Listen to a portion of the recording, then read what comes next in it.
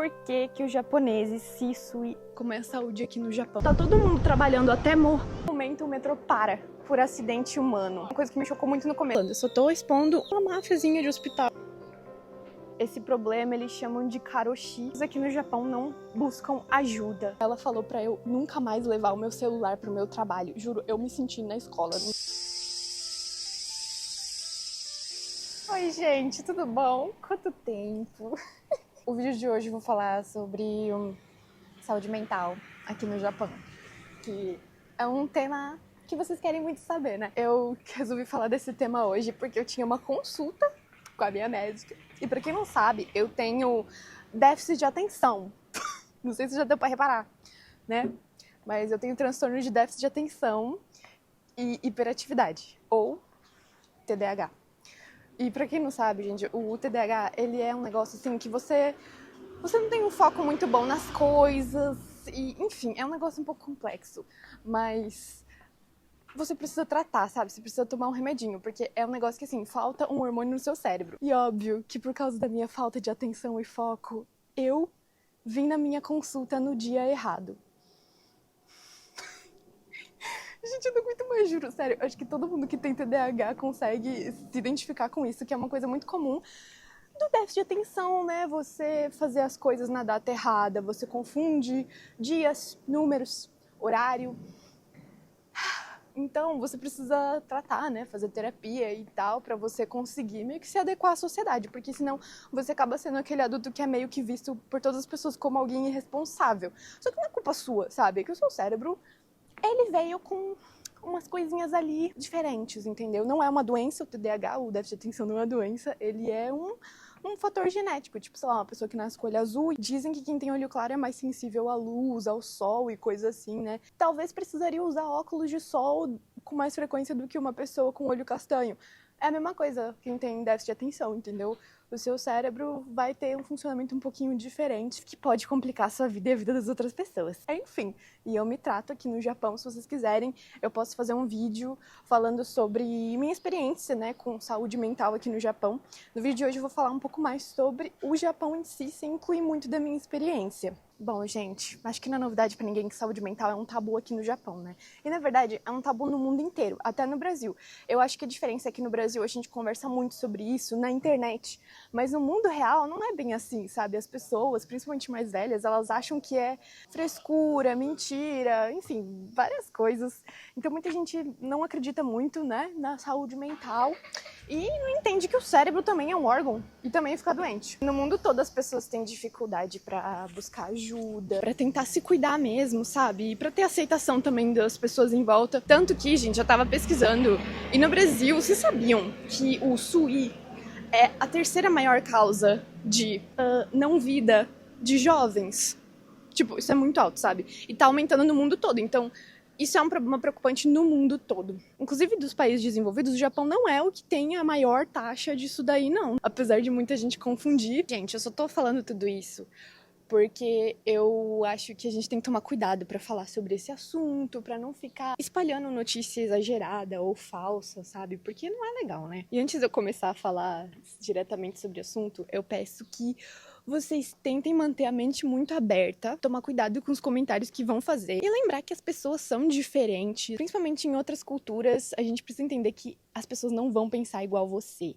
Então, coisas que no Brasil pra gente é óbvio, não vai ser fácil em outros países e, enfim, vice-versa. Por isso, às vezes, na sua cabeça você tem uma solução muito fácil pra um problema que outra pessoa, a cabeça da outra pessoa não vai ter essa mesma solução. Também, às vezes, pra você é uma solução, mas pro outro não é. Então, vamos manter a mente aberta pra não ficar julgando as pessoas e pra tentar ter empatia também e entender a realidade do outro. Além disso, gente, tudo que eu vou falar aqui se aplica aos nativos, aos japoneses que nasceram e cresceram no Japão e com a cultura daqui, tem a mentalidade daqui. Isso não se aplica para brasileiros descendentes de japoneses, que é uma coisa que as pessoas confundem muito no Brasil, né? Tipo, é descendente de japonês, então é japonês. Não, não é. Se a pessoa não nasceu no Japão, não cresceu com a cultura daqui, ela não é japonesa, ela tem a mentalidade brasileira. E também não se aplica muito para imigrantes que moram aqui no Japão. Eu vou falar da sociedade japonesa e de como isso afeta os japoneses. É claro que imigrante sofre, né, com alguns resquícios da forma que a sociedade japonesa funciona, mas nunca vai ser igual. Se vocês quiserem, eu posso fazer um vídeo depois contando um pouco mais sobre como que é ser imigrante no Japão, a solidão do imigrante na sociedade japonesa. E por mais que a gente que mora aqui acabe, né, lidando um pouco com os problemas do Japão, sempre vai ser um pouco pior para eles, para os nativos, porque a cabeça deles é diferente da nossa, como eu já disse. Então eles já crescem com a mentalidade de que o trabalho deles é mais importante do que a família deles, do que a vida deles. Então isso, por exemplo, pode ser um grande motivo para eles não quererem mais fazer parte desse mundo, que pra gente seria algo só como, pô, tá ruim esse trabalho, vou mudar de emprego.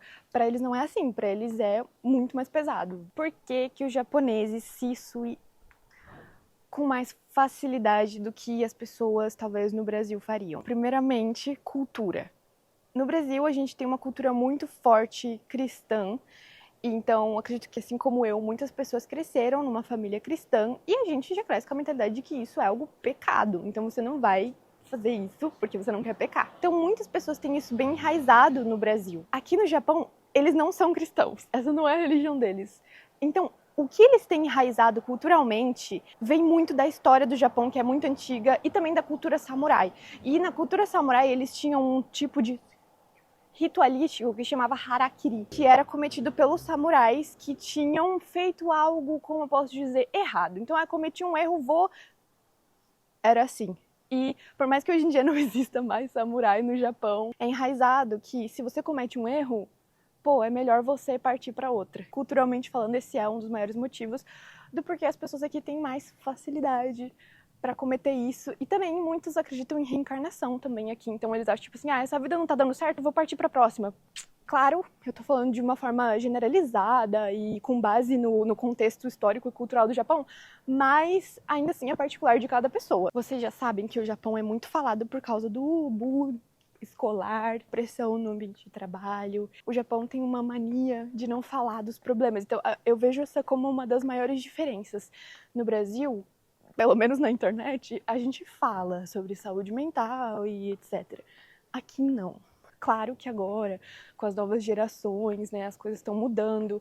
Muitos youtubers japoneses, galera do TikTok, eles já falam sobre problemas de saúde mental. Então, tá começando. O Japão não fala muito sobre os problemas de saúde nas escolas, né, saúde mental, na vida, no cotidiano. E aqui é muito comum um negócio chamado Pawahara, que a gente também tem no Brasil, que é abuso de poder. Acontece muito no ambiente de trabalho, no ambiente escolar, porque na escola japonesa, desde pequenininha, as crianças já aprendem a seguir a hierarquia aqui no Japão.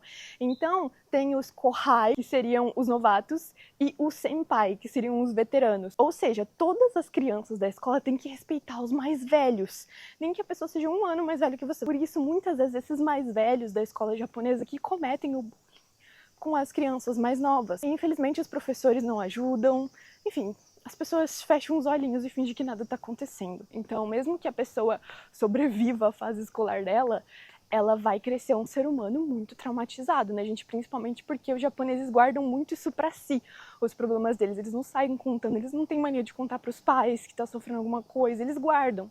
E isso se estende para o ambiente de trabalho. O Japão vive uma epidemia de excesso de trabalho, tanto que aqui é o único país do mundo que existe uma causa por excesso de trabalho. Esse problema eles chamam de karoshi, que é literalmente isso, a pessoa trabalha demais e ela acaba indo para a próxima vida, digamos assim, seja por problema de estresse, ataque do coração ou mesmo o SUI. Teve uma história, inclusive, que ficou muito famosa em 2015 de uma garota que ela pulou da janela do trabalho dela e era um prédio bem altão. Essa menina, gente, ela fazia vários posts no Twitter dela, sabe, contando sobre a rotina estressante de trabalho dela. Ela chegava a dormir no escritório, ela, tipo, nem ia pra casa. Ela chegou a ficar 2 meses inteiros só dormindo no escritório, porque não dava tempo de ir pra casa e não tinha mais ninguém no escritório que podia fazer o trabalho dela. Esse também é um problema muito grande do ambiente de trabalho aqui. Eles geralmente têm uma função para cada pessoa. Então, não vai ter outra pessoa no seu escritório que faça o mesmo trabalho que você. E por causa disso, as pessoas ficam super sobrecarregadas, né? E acabam fazendo muitas horas extras que não são remuneradas. E foi o caso dessa garota. ela chegou a ficar sem ver a família dela, sem ver o namorado dela. Ela não conseguia ter vida social e a pouca vida que ela tinha com a família, com o namorado, era muito problemática, sabe? Porque ela não conseguia ver o namorado, aí terminava o relacionamento. E assim, gente, os japoneses, eles crescem desde pequenininho aprendendo que trabalho é a prioridade da vida deles. É mais importante do que a vida e a família deles. Homens que não têm um emprego estável não se casam aqui no Japão, porque se eu não tenho a coisa mais importante que eu poderia ter na minha vida, que é meu trabalho, por que eu vou ter uma esposa e filhos? Vocês já devem ter ouvido falar também que o Japão é uma sociedade coletivista. Esse é um assunto bem profundo, porque o coletivismo parece ser uma coisa muito boa, muito bonita, né? Coletivismo é uma sociedade onde meio que todo mundo é uma comunidade, todo mundo trabalha em grupo. Então parece ser uma coisa muito bonita, onde tá todo mundo se ajudando para as coisas funcionarem. Mas quando isso é extremo, não é bom. E o Japão é extremo. Claro que assim, depois do caso dessa garota, né, que pulou e tal, o Japão tentou mudar um pouco das leis trabalhistas, proibiu o excesso de trabalho, mas as pessoas não respeitaram isso, né? As pessoas continuam trabalhando em excesso, meio que as coisas ficam debaixo dos panos. Também colocaram férias obrigatórias, então, sim, aqui no Japão não tem férias. Mas depois desse caso, eles deram 15 dias de férias obrigatórias por ano para todos os funcionários de qualquer trabalho.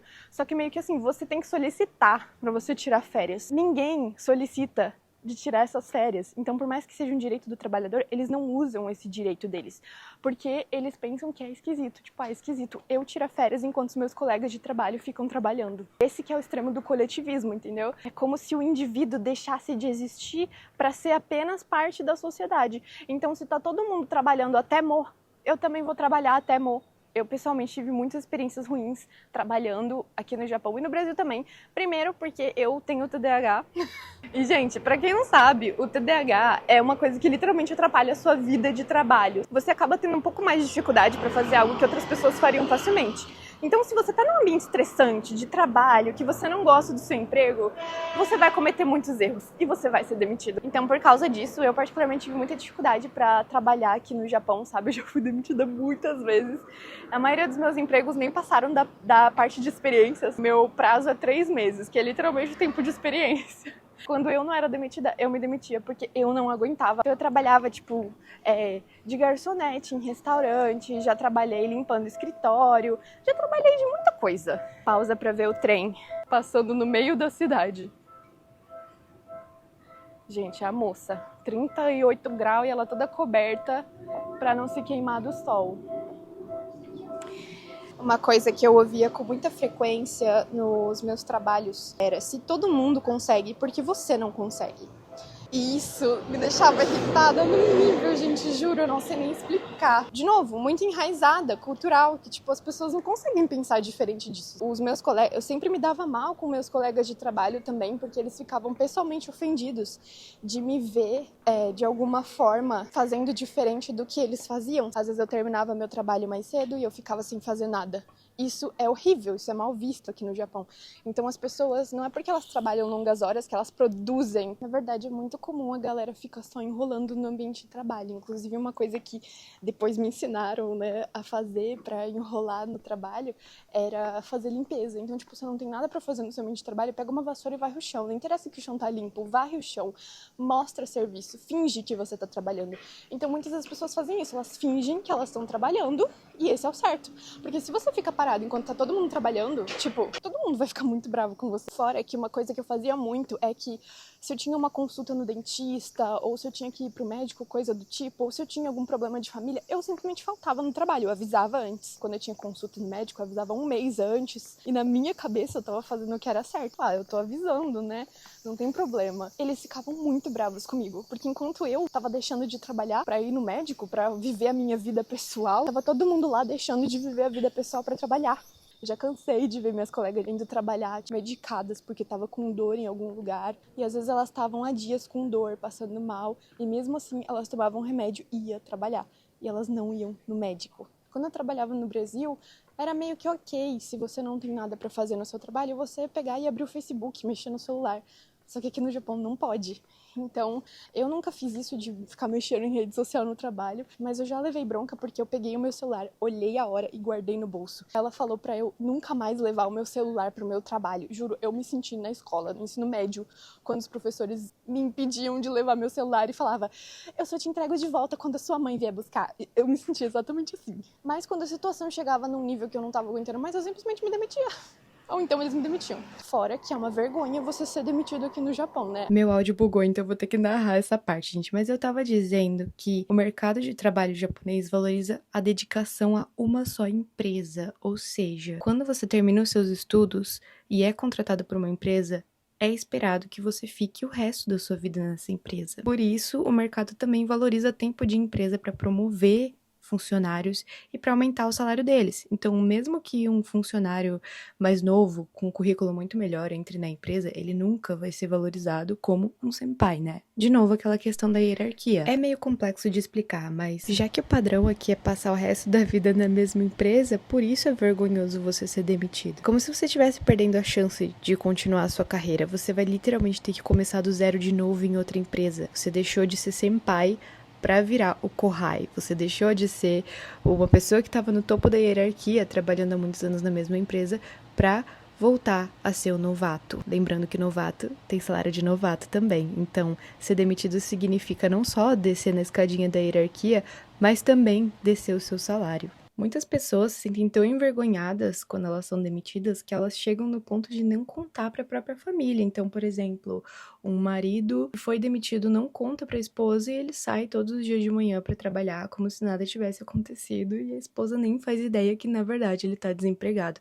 Isso não é uma coisa incomum de acontecer aqui. Só para vocês terem ideia de como funciona a cabeça de algumas pessoas aqui e o quanto isso pode ser pesado para a saúde mental de alguém. Além disso, como os chefes das empresas são pessoas mais velhas, afinal, são elas que estão há mais tempo trabalhando na empresa, isso tem causado muitos conflitos geracional gigantesco com as pessoas que estão entrando agora no mercado de trabalho japonês, o que acaba obrigando o governo e as empresas para trabalharem em mudar a forma como a cultura trabalhista funciona aqui, porque os jovens não estão mais aceitando ser explorados, né, galera? Por isso, hoje em dia, já é mais fácil você encontrar empresas que são muito tranquilas de trabalhar. E os japoneses mais jovens já não têm tanto essa mentalidade de que o trabalho é a coisa mais importante da vida deles. Hoje em dia, existe até um termo para empresas que pressionam o psicológico dos seus funcionários dessa forma, que é Black Company. Empresas obscuras.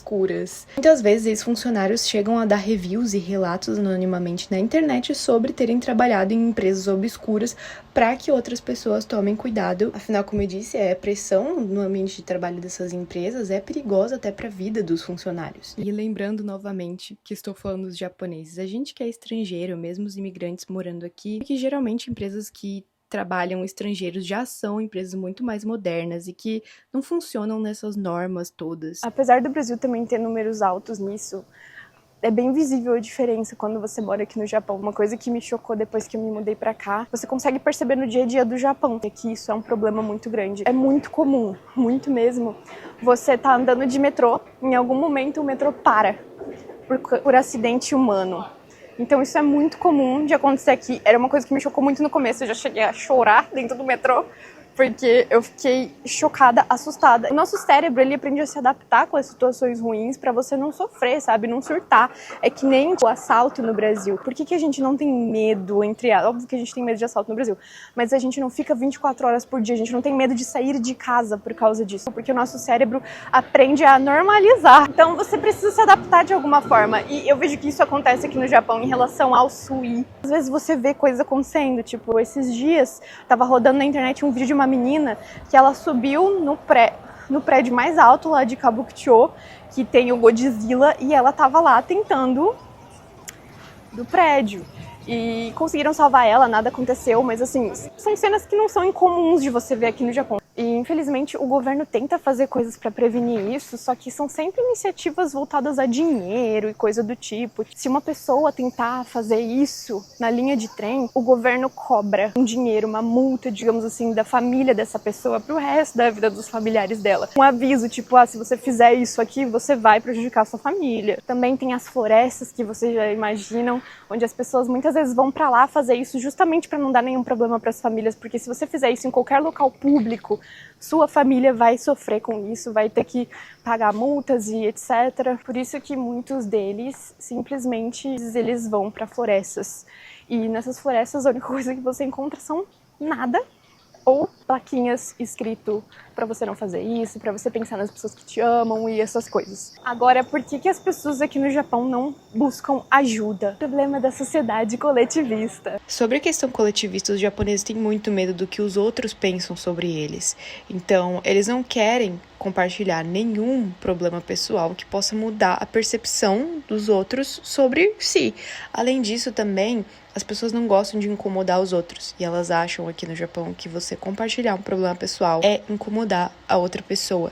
É impossível falar sobre qualquer uma dessas questões aqui do Japão sem envolver o coletivismo. É como se você não fosse um indivíduo e sim uma peça da sociedade. Se você é uma peça quebrada, você vai dar trabalho pro outro. Aqui, se uma pessoa, por exemplo, cai na rua e se machuca na frente de todo mundo, geralmente os japoneses vão passar reto e ignorar.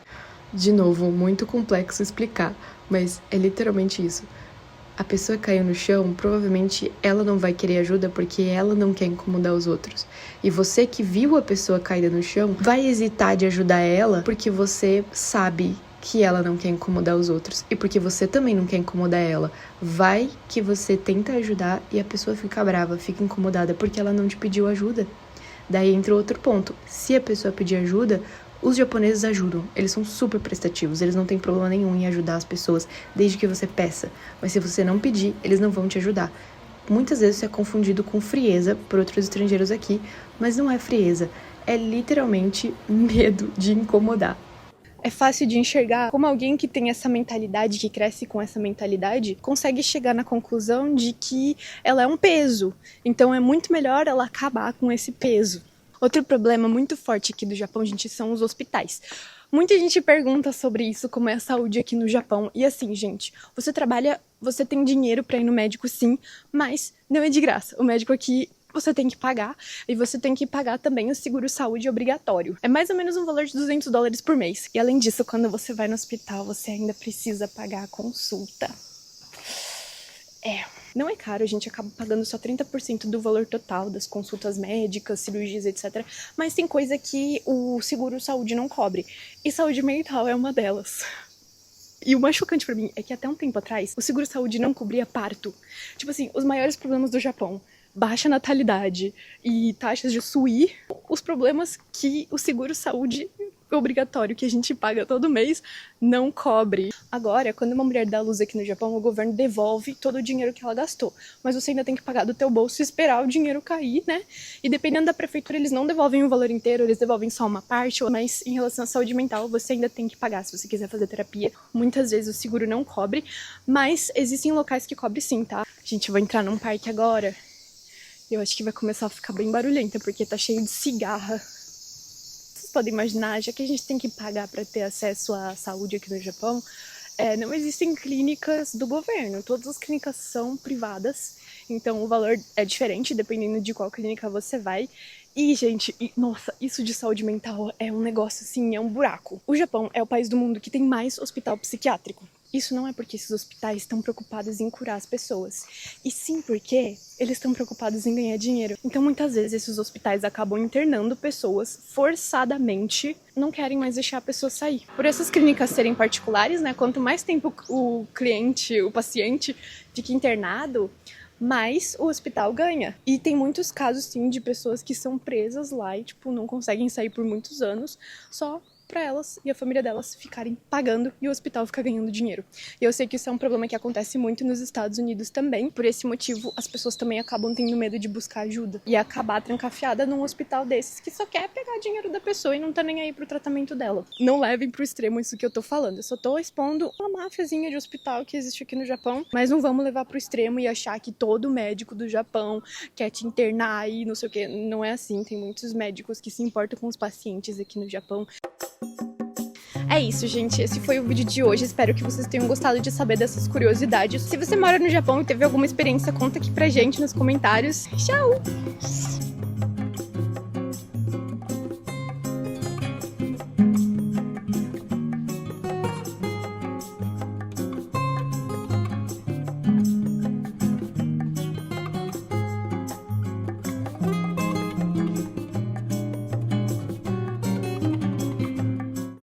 Gente, olha, tem um moço ali que ele tá andando com a filha dele e ele tá com o computador na mão, tipo, trabalhando enquanto ele vai pra casa levar a filha dele da creche. Pra vocês verem como as pessoas aqui são. Isso é tão normalizado, assim, esse excesso de trabalho, que até em estação de metrô você tá andando e tem cabine lá de trabalho, que você paga lá pra entrar e trabalhar ali dentro da cabine. Então, tipo, no meio tempo que você tá fazendo uma baldeação entre uma estação e outra, você para na cabine e fica lá trabalhando. Eu cheguei a trabalhar numa cafeteria e era um English café. Então era uma cafeteria onde as pessoas pagavam para tomar café com gringos e ficar conversando inglês com eles. E é um negócio que tem bastante em Tóquio e as pessoas gostam de ir pra treinar o inglês delas. É tipo um cat café, só que em vez de ter gato tem estrangeiro.